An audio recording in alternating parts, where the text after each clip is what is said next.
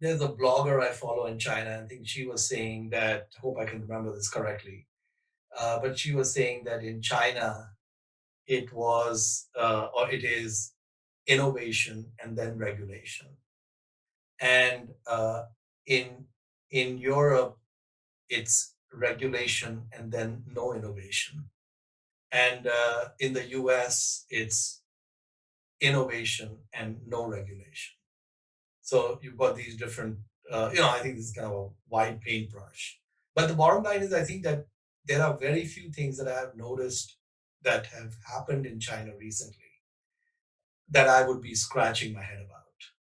So, for example, in my nonprofit adventures with the Dakshina Foundation, I have spent 14 years examining the for-profit sector of education in India very closely.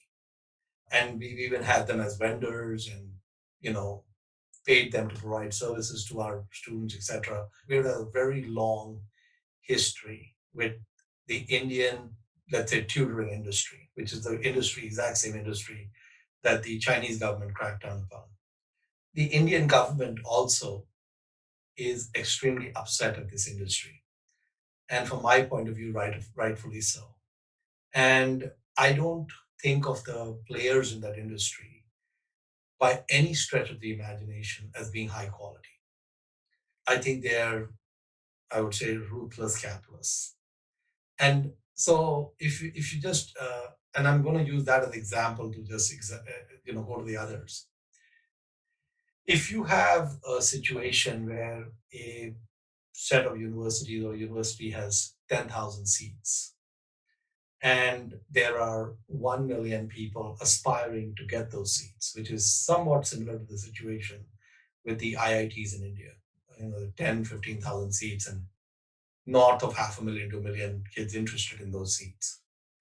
There's a basic problem of a large number of students interested in a very small number of seats. Anytime you have that situation, capitalism is going to lead to enterprises that come up with trying to find ways where they'll say that if you give me X, I can increase your odds of getting that seat. And in an unregulated world, that type of capitalist endeavor is going to go bananas, which it did in China. So, what ended up happening in China is that every Chinese parent wants their kids to go to the best schools. And all these for profit education companies come up and say, look, if you want to go to Peking University or, Tsinghua, whatever, we are the toll bridge that you have to pass through. And the toll bridge has two costs. It has a dollar or RMB cost, and it has a lot of effort cost. And the end result of all of that is that Chinese couples come to the conclusion that they really can't have very many kids because it's so expensive and so draining and so complex. So I think the government has its heart in the right place when it says we don't want this kind of a system because it reduces people's interest in having reasonable sized families, etc., which goes against the country's things. But on the other side, the problem that this type of situation has is there's no easy answer. Anytime you, unless you increase those 10,000 seats to 100,000 seats, or you give people other avenues, which the CCP is trying to do, it leads to a quandary. And like there was a joke, I think, on Twitter that these for-profit education companies in China have converted their facilities into high-end cafes where you go in to have a coffee and then you sit down at a table with a very high-priced tutor who, ineffectively continues to tutor you, but you just pay for the coffee.